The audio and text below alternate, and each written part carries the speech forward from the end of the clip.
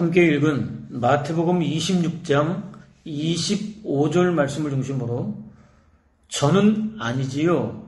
아니 저라고요? 제가 그렇다고요? 저는 아니지요. 아니 저라고요? 제가 그렇다고요? 라고 하는 제목으로 함께 은혜를 나누도록 하겠습니다. 6월절이 다가왔습니다. 예수 그리스도에게는 지상에서 지키는 마지막 6월절이었습니다.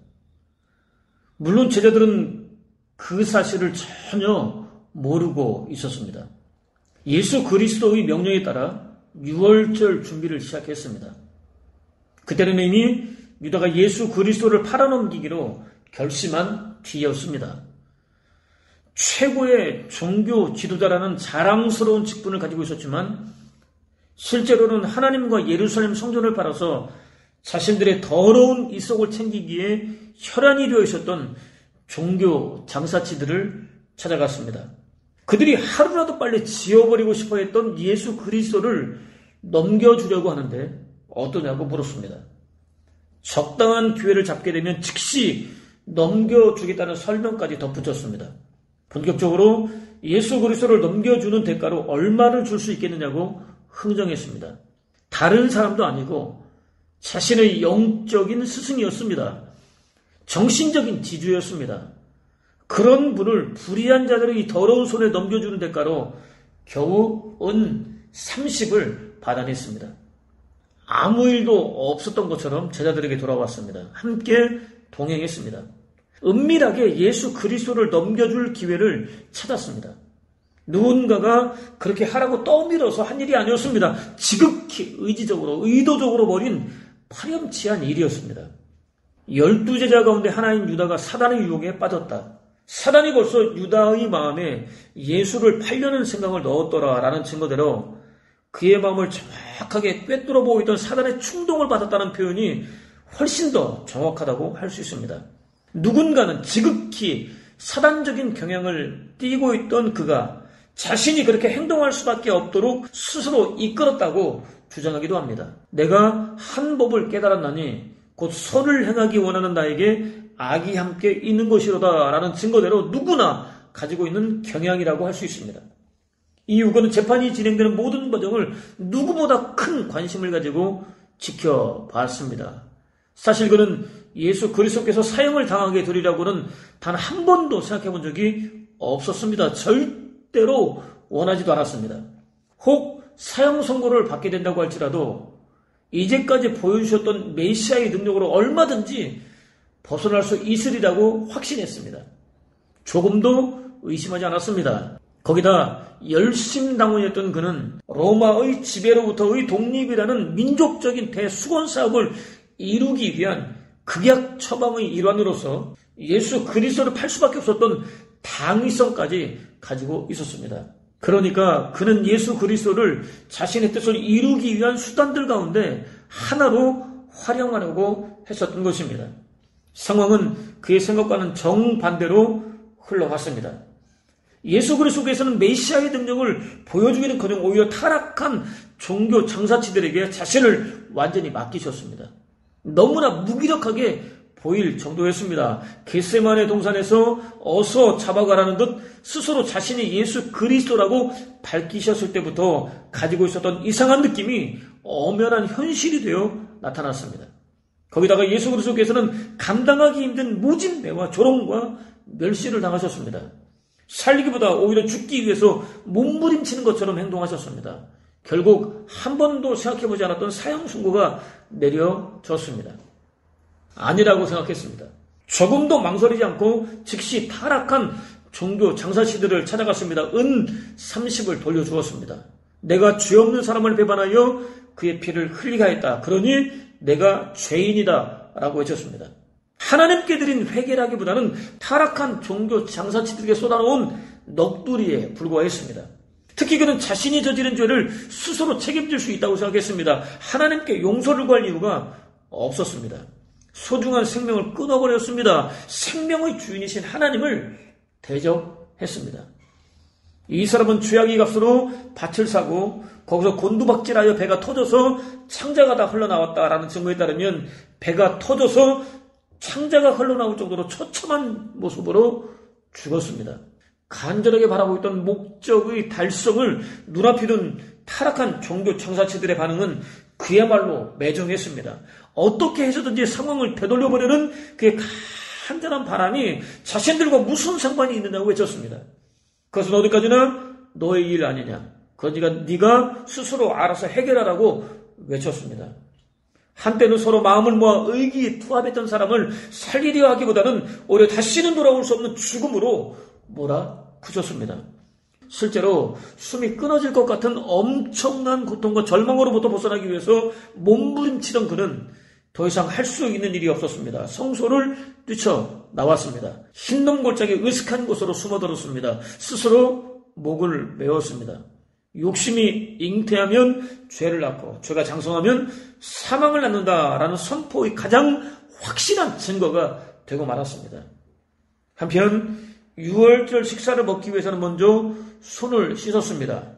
정결의식 가운데 하나였습니다. 이후 가정의 가장이 축제에 대한 감사를 드리고 물을 탄 포도주들 가운데 첫 번째 잔을 마시며 기도함으로써 본격적으로 시작되었습니다. 이어서 채소와 쓴나물을 양념에 찍어 먹었습니다. 이집트에서의 고역을 상징하는 유월절 학가다와 할렐 찬양의 첫 부분이 이어졌습니다. 이때 가장은 채소와 쓴나물을 먹는 예식의 의미가 무엇인지 자녀들에게 설명해주고 두 번째 포도주를 마셨습니다. 동시에 양고기가 식탁에 오르면 축복의 잔이라고 불리는 세 번째 포도주를 마셨습니다. 또 한 번의 감사 기도가 이어졌습니다. 할렐 찬양 나머지 부분을 불렀습니다. 네 번째 포도주를 마신 다음 본격적인 식사가 시작되었습니다. 드디어 제자들의 유월절 준비도 끝났습니다. 모두 자리를 잡았습니다. 식탁을 향해 왼편으로 비스듬히 기대어 앉았습니다. 최후의 만찬이 본격적으로 시작되었습니다. 순간 예수 그리스도께서 만찬에 참여하고 있던 제자들 가운데 한 사람이 당신을 배반하여 팔 것이라고 선언하셨습니다. 약간 들떠있던 분위기는 순식간에 찬물을 끼얹은 듯 조용해졌습니다. 제자들에게는 충격적인 일이었습니다. 서로를 바라보았습니다. 혹시 예수께서 말씀하시는 사람이 너야? 아니지 라는 의미가 담겨 있었습니다. 누가 먼저라고 할 것도 없이 주여 저는 아니지요 라고 외쳤습니다. 직역하면 주여 저는 결코 아닙니다. 그렇죠 입니다. 아니라는 대답을 듣고 싶은 제자들의 안타까운 마음이 담겨져 있습니다. 은밀하게 흉악한 거리를 진행하고 있었던 유다에게는 당혹스러운 일이었습니다. 나와 함께 그릇에 손을 넣는 그 사람이 바로 나를 팔 사람이다 라는 증거에 따르면 예수 그리스도를 팔 사람은 예수 그리스도와 동시에 과일과 식초를 혼합하여 만든 소스 그릇에 손을 넣는 사람이었습니다. 그렇지만 누구라고 단정을 지어서 특정하기는 어려운 일이었습니다. 여러 명이 거의 동시에 그릇에 손을 넣을 가능성이 높았기 때문입니다. 제자들은 어쩔 줄 몰랐습니다. 그때 제자들 가운데 하나가 예수 그리스도의 품에 기대고 있었습니다. 베드로는 그에게 누구를 두고 하시는 말씀인지 여쭤보라고 눈짓했습니다. 그는 예수 그리스도께 더 바싹 다가앉으며 말씀하는 사람이 누구냐고 물었습니다. 예수 그리스도께서는 내가 떡 한 조각을 찍어서 주는 바로 그 사람이다 라고 대답해 주셨습니다. 떡 한 조각을 찍었습니다. 유다 입에 넣어주셨습니다. 거기다 네가 할 일을 어서 하라라고까지 말씀해 주셨습니다. 당신은 창세전부터 주어진 죽음의 길을 간다고 하지만 당신을 파는 그는 차라리 태어나지 않은 편이 훨씬 더 좋았을 정도로 끔찍한 심판을 받게 될 것이라고 설명해 주셨습니다. 그것 봐라. 하지 말아야 할 파렴치한 일을 꾸미더니 꼴 좋다라는 의미의 비아냥이라기보다는 오히려 천하보다 소중한 영혼 하나를 잃게 된 창조주 하나님의 더할 나위 없이 안타까운 마음의 표현이라고 할 수 있습니다. 예수 그리스도께서는 유다의 악행을 자세히 알고 계셨습니다. 그렇지만 알게 된 즉시 조치를 취하지 않으셨습니다. 오히려 마음을 돌릴 수 있는 기회를 허락해 주셨습니다. 강요하거나 위압적인 자세를 취하지도 않으셨습니다. 완곡하게 회개하고 돌아서라고 호소하셨습니다. 여전히 변함없이 사랑하는 마음으로 호소하셨습니다. 저와 여러분이라면 이 정도 되면 즉시 자신을 돌아볼 것 같습니다. 자신이 한 짓을 돌아볼 것 같습니다. 돌아서서 회개할 것 같습니다. 물론 자신 있게 말하기는 어렵습니다.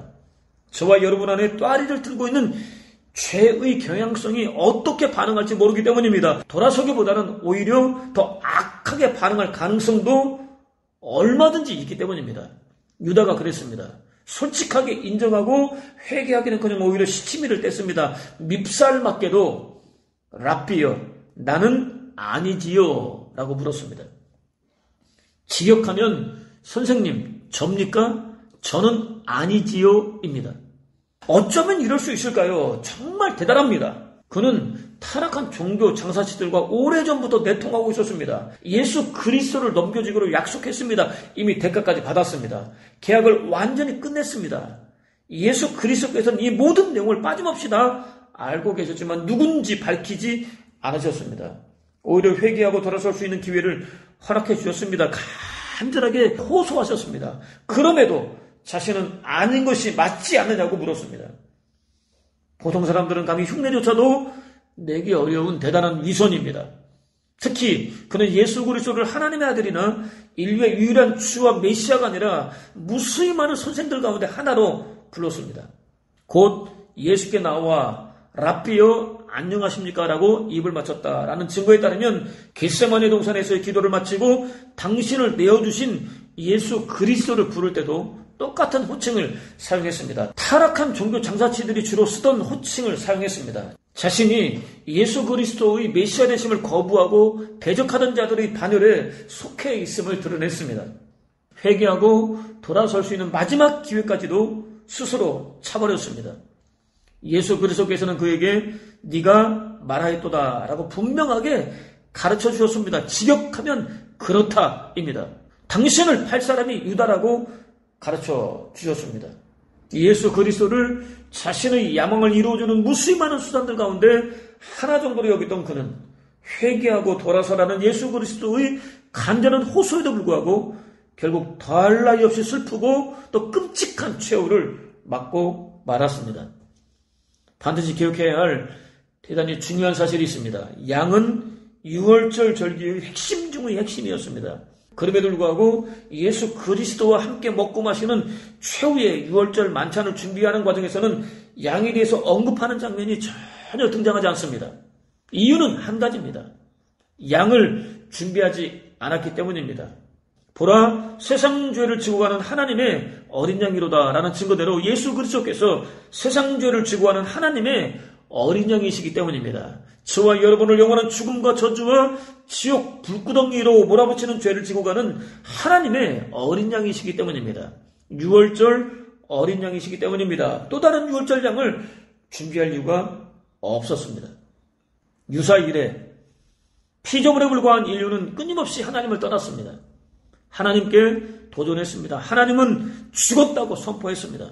하나님이 인간을 창조한 것이 아니라 인간이 필요에 의해서 하나님을 창조했다고 주장하기도 했습니다. 기독교는 순간적으로 마음을 평안하게 만들어주는 아편으로 규정하기도 했습니다.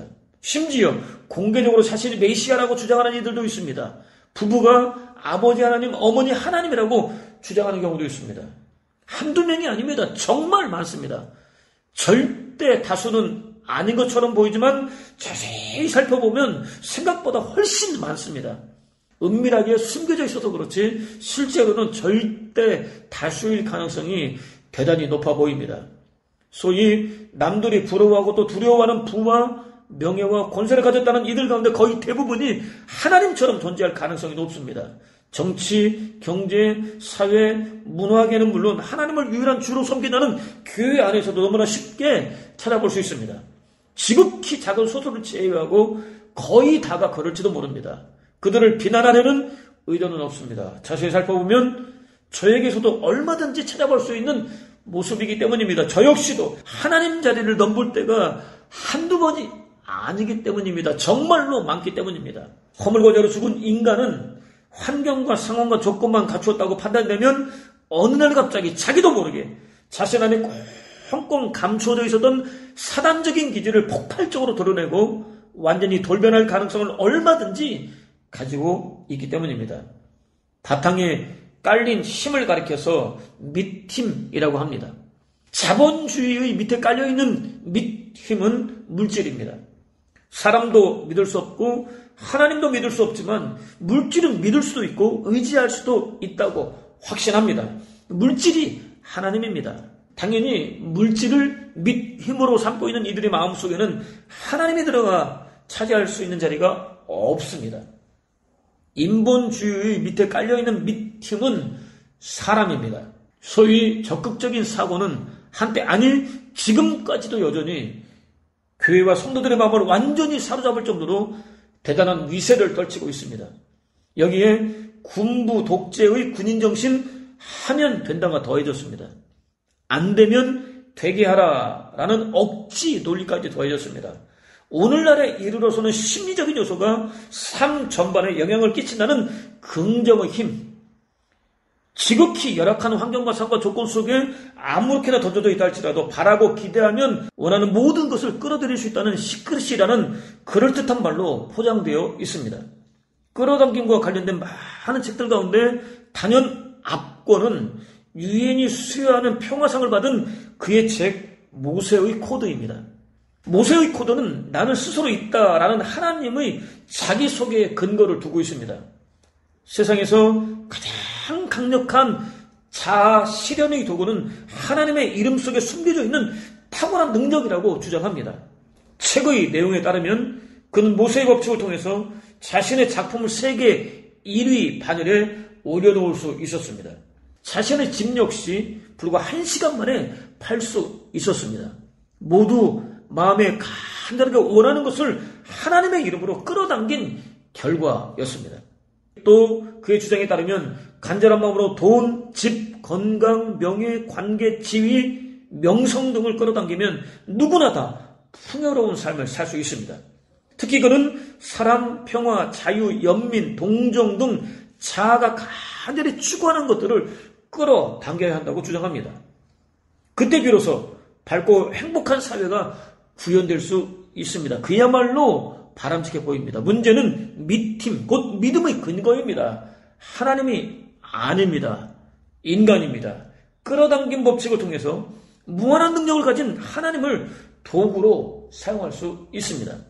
인간이 절대자입니다. 자신을 돌아보거나 반성할 이유가 없습니다.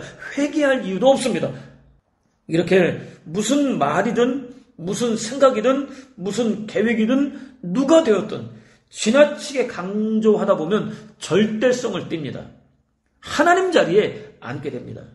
하나님을 대적하는 사단의 도구로 전락하게 됩니다. 유다의 야망이 그랬습니다. 이루기 위해서 예수 그리스도 안에 충만한 능력을 도구로 사용하려고 시도했습니다. 그렇다면 오늘 저와 여러분은 과연 어떻습니까? 누가 주인입니까? 자신입니까? 하나님입니까? 누가 도구입니까? 자신입니까? 하나님입니까? 예수 그리스도는 과연 어떤 분입니까? 자신의 유일한 주인입니까? 아니면 무수히 많은 선생들 가운데 하나 정도에 불과합니까? 도처에서 하나님의 이름으로 하나님의 영광을 위해서라는 명목으로 종교재판이 벌어지고 있었습니다. 그는 이단으로 낙인 찍힌 신실한 그리스도인들이 화형을 당한 다음 날 예전의 모습 그대로 재림했습니다. 무려 1500년이라는 긴 시간이 흘렀지만 조금도 달라지지 않았습니다. 30대 초반의 나이에 공생애를 보낼 때와 똑같았습니다. 외모는 여전히 초라했습니다. 볼품 없었습니다. 눈빛만 빛날 뿐이었습니다. 많은 사람들이 모여있는 곳을 찾아다니며 그들의 이야기를 들었습니다. 그들과 대화를 나누기도 했습니다. 목소리에는 깊은 울림이 있었습니다. 사람들의 마음을 어루만져 주기도 했습니다. 놀라운 일이 벌어졌습니다. 그의 말을 듣던 장님이 용기를 내어 몸을 만지는 순간 눈이 열렸습니다. 죽은 어린 소녀는 일어나라는 말 한마디에 살아났습니다. 그의 몸과 옷자락에 닿기만 해도 병이 낫는 기적이 나타났습니다. 소식을 들은 사람들이 벌떼처럼 몰려나왔습니다. 너도 나도 그의 옷자락을 만지려고 아우성이었습니다. 때마침 90살의 대신문관인 추기경이 모든 광경을 빠짐없이 지켜보았습니다. 손가락을 뻗어 그를 가리켰습니다. 체포하라고 외쳤습니다. 호위하던 근위병들이 그에게 달려들었습니다. 대부분의 사람들은 혼비백산하여 도망가고 없었습니다. 지극히 일부만 무릎을 꿇고 머리가 땅에 닿도록 절을 하고 있었습니다. 그를 재판소 감옥에 가두라는 추기경의 명령에 누구도 저항하지 않았습니다. 밤이 깊었습니다. 칠흑같이 어두웠습니다. 갑자기 감옥의 철문이 열렸습니다. 늙은 추기경이 횃불을 들고 안으로 들어섰습니다. 혼자였습니다. 손에 들고 있던 횃불을 탁자 위에 올려놓고 네가 그자냐? 정말 그 사람이냐? 라고 물었습니다. 그는 대답이 없었습니다. 추기경은 기다리지 않았습니다. 대답하지 말라. 네가 무슨 말을 할 수 있단 말이냐? 넌 왜 우리를 방해하러 온 거냐? 내일 너는 극악한 이단자로 화형당할 것이다. 오늘 널 보고 환호한 저 민중들이 널 태우려고 석탄을 들고 달려들 것이다 라고 말했습니다. 추기경은 여전히 어떤 반응도 보이지 않는 그에게 신경 쓰지 않았습니다. 조용하지만 외치듯 너에겐 내가 하는 말에 한마디도 반박할 권리가 없다. 지상의 모든 권력은 교황에게 위임되었으니까 너는 다시 올 생각을 마라. 인간들은 네가 준 자유를 우리에게 바쳤다. 그래서 우리가 묻고 풀 수 있는 권리를 다 가지고 있다 라고 말했습니다. 추기경의 눈은 점점 타올랐습니다. 말소리는 점점 커지고 있었습니다. 첫 번째 시험부터 말해볼까? 굶주린 자에게 먹을 것을 주는 게 자유지. 관념의 자유가 무슨 소용인가? 그건 우상일 뿐이야. 생명을 살리는 게 우선이거든. 삶만큼 소중한 게 없어. 안 그래?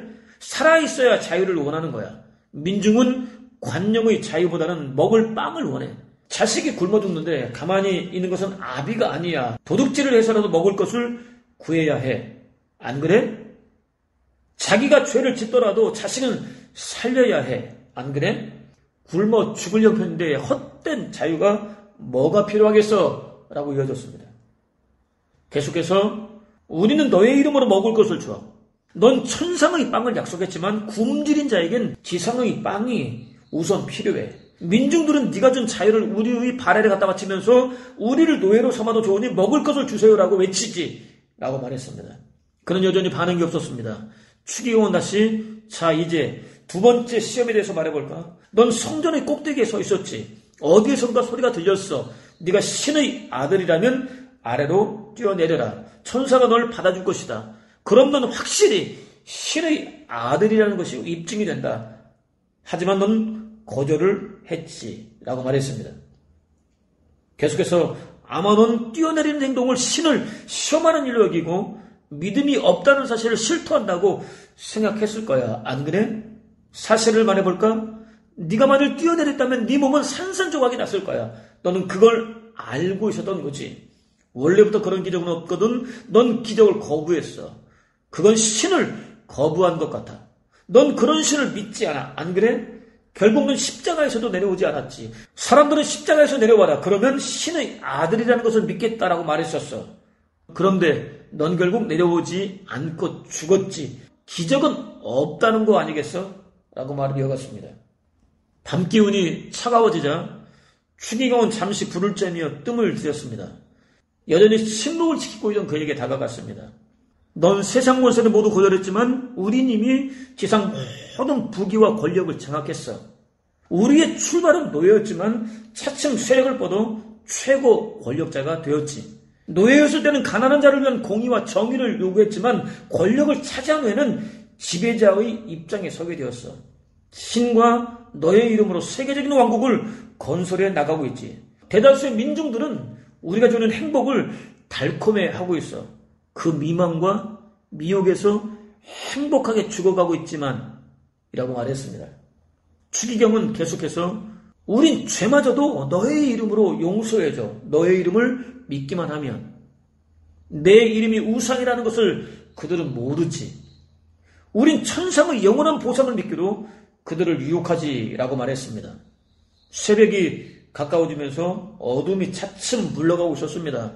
추기경은 잠시 숨을 고르더니 그에게 가까이 다가갔습니다. 넌 내일 화형에 처해질 거야. 이제 내 말도 끝났어 라고 말했습니다. 그는 어떤 대답이든지 해주길 바라는 추기경의 기대와는 달리 어떤 반응도 하지 않았습니다. 그의 침묵은 늙은 추기경에게 도무지 감당할 수 없는 무거운 짐으로 다가왔습니다. 동시에 놀랍게도 꼿꼿했던 추기경의 허리가 점점 구부러졌습니다.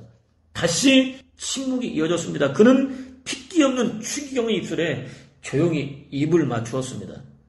추기경은 부르르 몸을 떨었습니다. 닫혀있던 문을 열었습니다. 그를 풀어주며 어서 가라. 그리고 다시는 지상에 오지 마라. 2번 다시 오지 말란 말이야. 절대로 라고 외쳤습니다. 이상은 러시아의 대문호의 책 제5편 5번째 단락에 수록되어 있는 대신문관의 내용을 정리한 것입니다. 추기경은 예수 그리스도께서 초림하셨을 때의 타락한 종교 장사치들과 같았습니다. 하나님의 권위를 찬탈했습니다. 스스로 하나님이 되었습니다. 재림한 예수 그리스도를 경외하지 않았습니다. 오히려 체포했습니다. 대지라는 과정에서는 사단의 말을 따르지 않았던 예수 그리스도를 비판했습니다. 뻔뻔하게도 사단의 손을 잡고 세상을 지배했어야지. 도대체 왜 자유를 주었느냐고 비난했습니다. 이는 자신이 사단과 같은 방식으로 세상을 지배하고 있었다는 의미였습니다. 실제로 그는 자신의 탐욕을 채우고 부와 명예와 권세를 누리기 위해서 하나님을 도구 가운데 하나로 여겼습니다. 예수 그리스도의 방식으로는 인간을 구원할 수 없다고 여겼습니다. 하나님께서 가증스럽게 여기시는 가장 큰 대적 사단과 손을 잡았습니다. 세상을 주고도 바꿀 수 없는 영혼을 파는 일까지도 서슴지 않았습니다. 그야말로 최악의 범죄를 저질렀습니다. 그럼에도 회개하지 않았습니다. 용서를 구하지도 않았습니다. 어쩔 수 없었다는 변명만 늘어놓았습니다. 한편 그는 자신의 죄를 알고 있었습니다. 예수 그리스도께서 스스로를 용서할 수 없는 자신을 심판해 주기를 원했습니다. 예수 그리스도의 죽음에 일말의 책임조차 지지 않으려고 했던 빌라도와는 달리 예수 그리스도를 죽인 후한무치의 죄인으로 역사에 기억되기를 원했습니다. 하고 싶은 말을 다 마친 후에는 예수 그리스도의 심판을 기다렸습니다. 예수 그리스도께서는 그의 기대와는 달리 심판하지 않으셨습니다. 오히려 입을 맞추셨습니다. 추기경을 심판하기 위해서가 아니라 구원하기 위해서 오셨기 때문입니다. 그렇기 때문에 대신문과는 다 헤아릴 수 없는 하나님의 은혜, 인간의 이성으로는 결코 이해할 수 없는 하나님의 구원, 세상에 존재하는 모든 방식을 완벽하게 다 초월하는 하나님의 사랑에 대한 이야기입니다. 소설로 치부하기에는 무게감이 결코 적지 않습니다. 하나님을 배반하기에는 추기경이나 저와 여러분이나 일반입니다. 다른 점이 있습니다. 추기경은 자신이 배반자라는 사실을 알고 시인하며 용서를 바라지만 오늘의 저와 여러분과 교회와 성도들은 모르고 있습니다. 알면서도 모른 체 하고 있습니다. 영원한 공간 생명과 하나님 나라보다는 당장의 허기를 달래줄 빵과 고통을 한 번에 날려버릴 기적과 현재의 삶을 풍요롭게 만들어줄 부귀와 권세를 원한다고 외치고 있습니다. 얼굴에 얼마나 두꺼운 철판을 깔았는지 마치 유다처럼 주님 제가 당신을 수단으로 이용하고 있다고요? 저는 아니지요. 저라고요? 아니 제가 그렇다고요? 절대 그럴 리가 없어요. 라고 외치고 있습니다. 중국 명대의 사상가인에서 문학가 있던 그는 나는 50 이전에는 정말로 한 마리의 개에 불과했다. 앞의 개가 그림자를 보고 짖으면 나도 따라서 짖을 뿐이었다. 누군가가 왜 짖느냐고 물으면 꿀먹은 벙어리처럼 아무 말도 못하고 그냥 실실 웃을 뿐이었다 라고 말했습니다. 철저한 자기반성과 솔직한 고백이 얼마나 눈물겨운지 모릅니다. 동시에 그는 다른 누구도 아닌 본래의 자기 자신으로서의 삶을 살 수 있었습니다. 실존 철학의 선구자인 그는 인간은 반드시 3단계의 정신을 거쳐야 한다고 주장했습니다. 먼저 낙타입니다. 어떤 저항도 없이 사회 관습 일체를 맹목적으로 따르는 정신입니다. 실제로 낙타는 주인이 등에 올린 짐을 어떤 저항도 없이 실어 나릅니다. 2번째는 사자입니다. 사자는 낙타와 다릅니다. 사자의 의지 없이는 어떤 짐도 올릴 수 없습니다. 짐을 올리기 위해서는 최악의 경우 사자를 죽여야 합니다. 사자 정신은 일체의 억압을 부정하는 자유정신을 가리킵니다. 3번째는 아이입니다. 아이 정신은 반드시 가져야 합니다. 특히 아이 정신의 핵심은 솔직함입니다. 당당함입니다. 이는 맹목적으로 과거를 그대로 답습하기보다는 새로운 내일을 창조할 수 있는 힘입니다. 내가 진실로 너희에게 이르노니 누구든지 하나님의 나라를 어린아이와 같이 받아들이지 않는 자는 결단코 거기 들어가지 못하리라 라는 예수 그리스도의 가르침에 따르면 솔직하고 당당한 아이 정신은 하나님 나라를 선물로 받기 위한 필수 조건입니다.